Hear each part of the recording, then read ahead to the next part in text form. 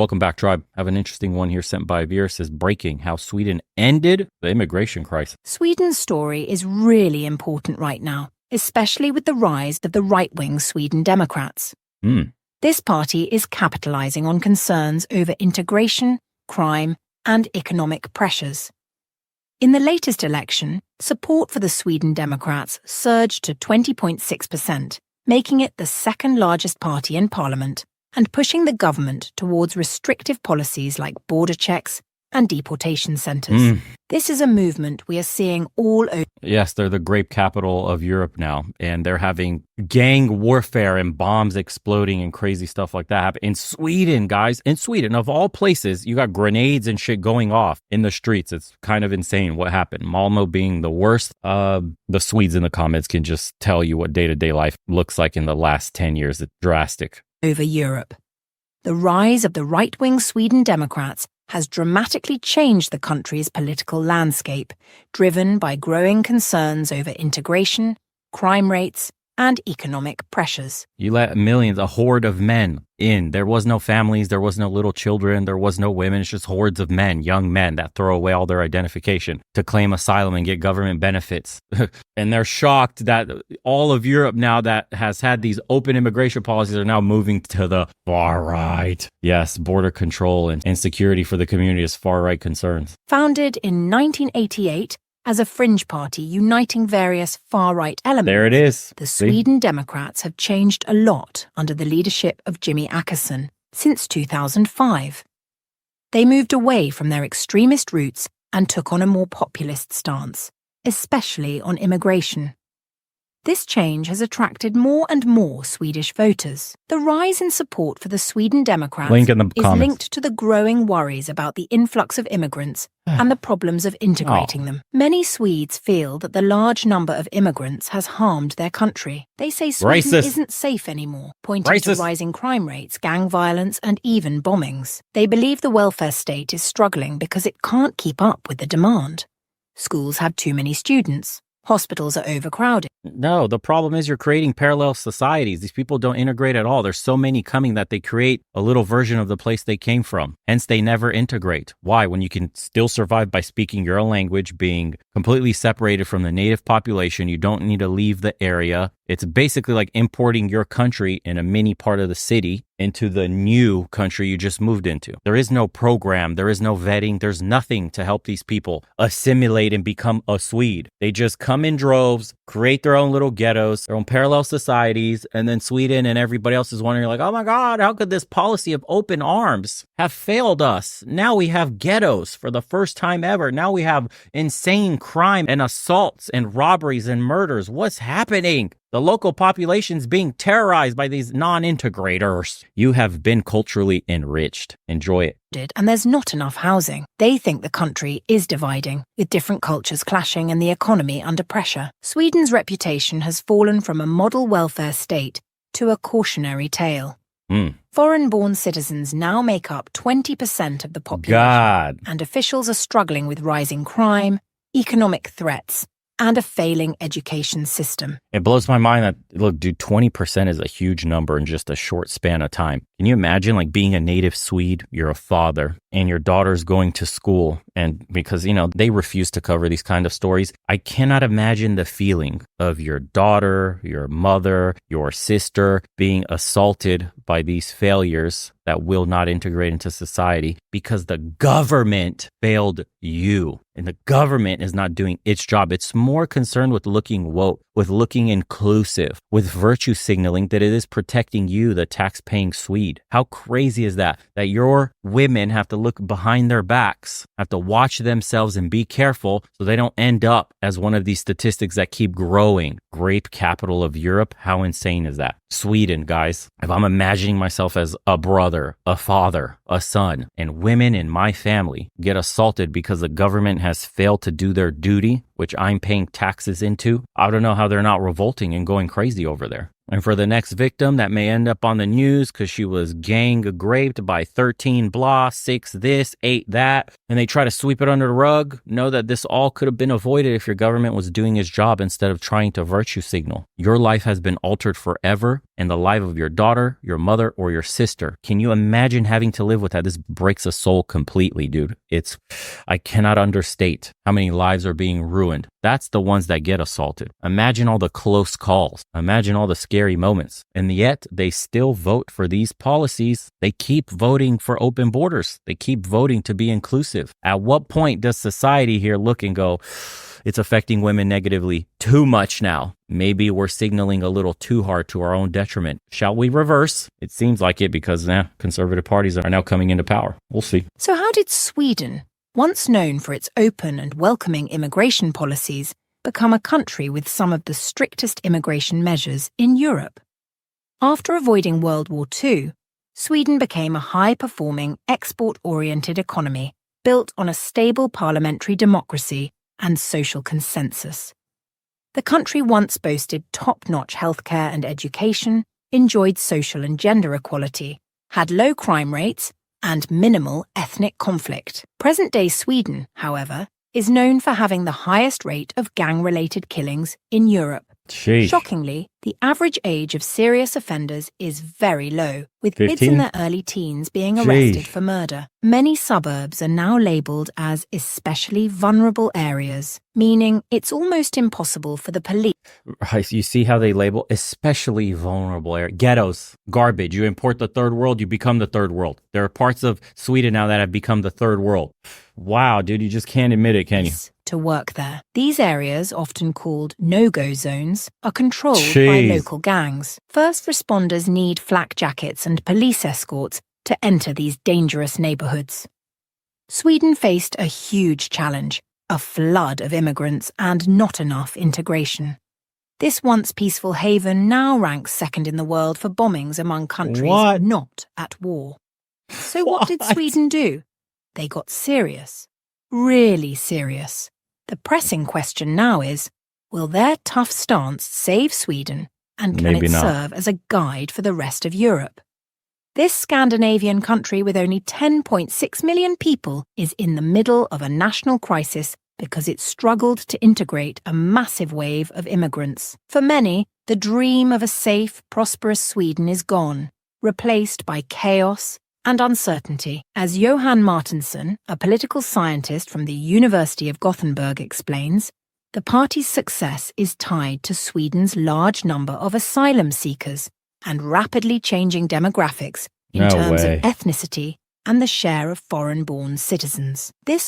So the leftists there are farming political votes based on letting all these migrants come in so that they have permanent voter base, essentially, because their policies are so lax and all these immigrants are coming in there. Of course, they're going to vote for the party that lets them stay, gave them asylum, has lax policies. They don't vet them for nothing, just welcome them with open arms. Now, 2 in 10, is that what they said? 20% are foreign-born. Can you imagine that? So they're farming votes, permanent votes in their direction. So a political party is incentivized to engage in massive immigration with poor integration because they'll get voted in by the people they're bringing in and making citizen. Talk about conflict of interest. Wow. Worry has resonated strongly with many workers concerned about job security and competition from low-wage labor, boosting the Sweden Democrats to unprecedented heights in the political arena. In the latest elections, the Sweden Democrats achieved a staggering 20.5% of the vote, solidifying their position as the second strongest party in the country. This marked their best ever electoral performance, surpassing even more mainstream right-wing parties. The party's anti-immigration stance, once considered radical, has now become increasingly mainstream, influencing the policies of the right-wing bloc and contributing to their narrow victory over the centre-left coalition. The Sweden Democrats have not shied away from controversial tactics to promote their message.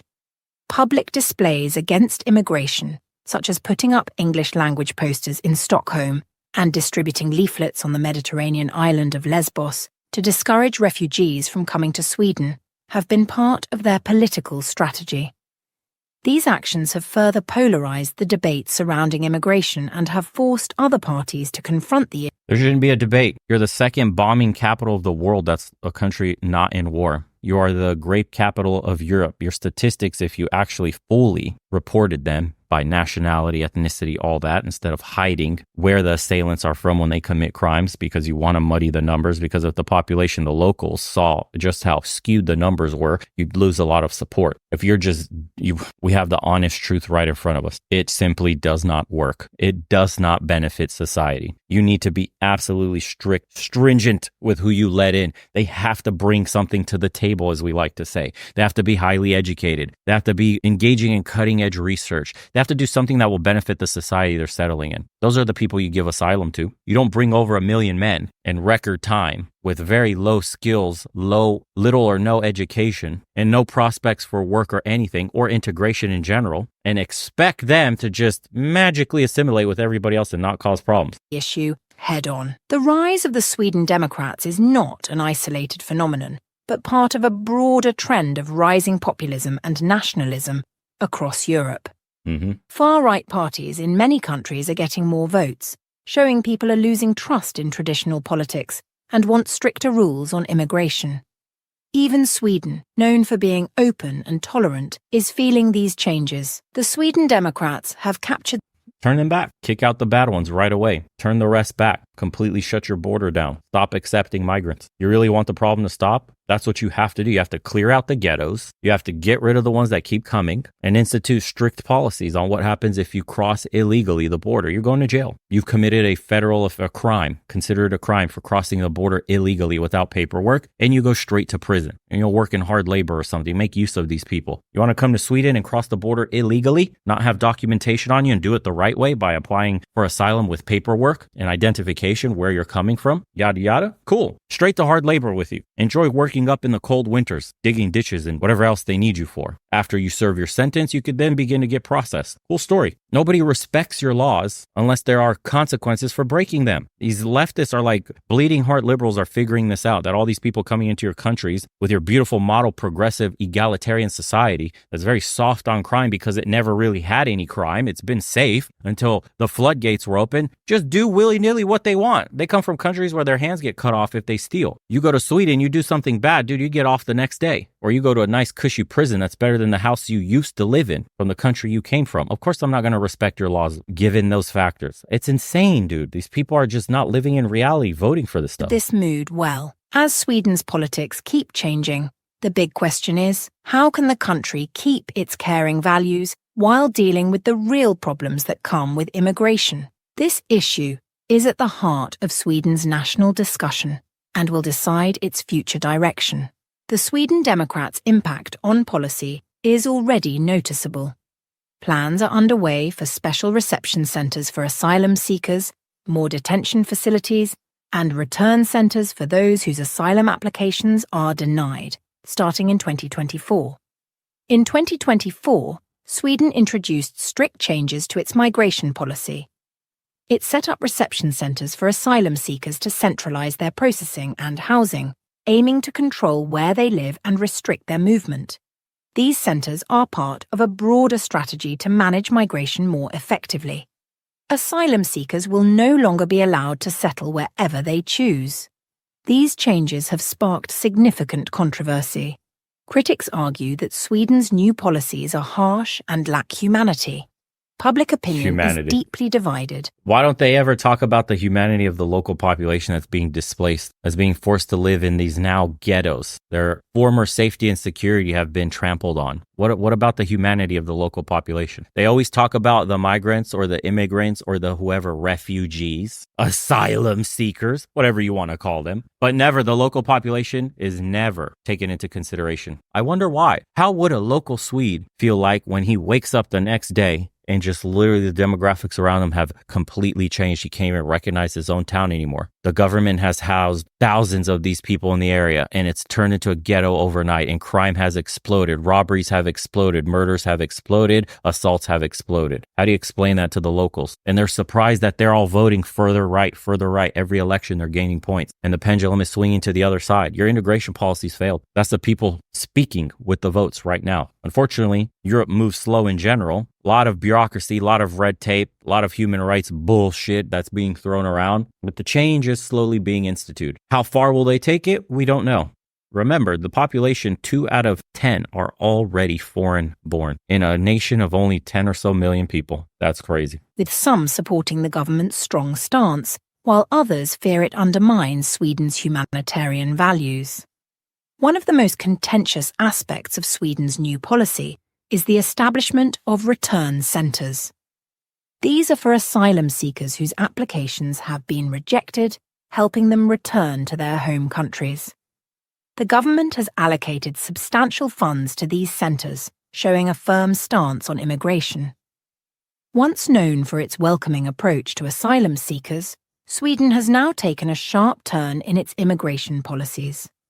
Alongside setting up reception centres, Sweden has introduced stricter asylum laws to reduce the flow of migrants. These measures include thorough checks to prevent abuse of the asylum system and crackdowns on illegal immigration. Despite the challenges, Sweden's new migration policies are proving effective. The number of asylum seekers has decreased significantly, and the government anticipates this trend will continue. By centralising the asylum process and prioritising efficient returns, Sweden aims to establish a sustainable and equitable migration system. The story of Sweden. I love those buzzwords, equitable and sustainable immigration. Immigration policy. How about you make it easier for the locals to afford housing? How about you deal with inflation and stagnant wages? How about you help the Swedish citizen able to start a family, have a normal life, and encourage them to have babies with incentives instead of doing this migrant replacement? How about the government start taking care of its citizens first and then everybody else later? Isn't that what the government's supposed to do? Strange that they care so much about these foreigners coming into their countries, but I hear all the time from Swedes, they're struggling, they need help, it's too expensive, having a kid unaffordable, housing unaffordable, wages depressed, country turning to shit, high taxes, crime everywhere. Swedes in the comments, let me know. A lot of them are starting to leave, if they can, if they're financially able to. Policies is evolving. Once a welcoming nation that opened its arms to asylum seekers, Sweden has now made a dramatic course correction. The country's recent decision to implement strict identity checks on all incoming traffic from Denmark in January marks a significant shift. In 2016, Sweden made a significant shift from its historically generous refugee policies. This change aimed to reduce the influx of migrants and refugees, following an unprecedented surge in asylum applications in 2015. During that year, another thing they can do with the migrants that are already there is why not implement like a competency check? Have them check in with the government on like a 3, 4, 6 month basis and just see how competent are they with the Swedish language? Are they learning? Are they getting better? Is there an improvement? Are they integrating? How is the job search going? Have they applied for work? Can you check the applications? Are they earning money now? They should check for minimums. You have to make a minimum amount to stay here in Sweden. You have to pull yourself up by your bootstraps. You have to get a job, learn the language, abide by the customs, and integrate yourself. It's not the government's job to baby you along the entire process. You need to prove to the government, to the Swedish people, why you deserve to be in Sweden. You should be busting your ass to get a job, make well above the minimum wage. You have to earn a decent living that would be considered respectable for a Swede. You can't be on the bare minimum and taking government handouts. You have to earn more than the minimum in order to stay. How many of these migrants would not qualify and therefore be kicked out? I'm just saying, man, make them really invest in Sweden and the Swedish culture if they want to be considered a Swedish citizen. Is that far right to be saying that? I don't know. Sweden received a staggering 160,000 asylum seekers, nearly double the previous record of 84,000 set in 1992.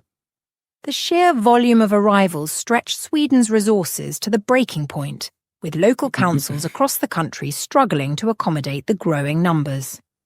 Gymnasiums, churches, and even tent camps were pressed into service as makeshift shelters, highlighting the immense cost associated with the crisis. In response to this unsustainable situation and a growingly skeptical public, the Swedish government announced several policy changes in autumn 2015. These included faster processing times for asylum requests, stricter policies towards rejected applicants, and the creation of dedicated reception centres for asylum seekers. The government also committed significant funds, approximately 13.8 billion SEK, around $1.50 billion, to various aspects of migration policy in its 2024 budget.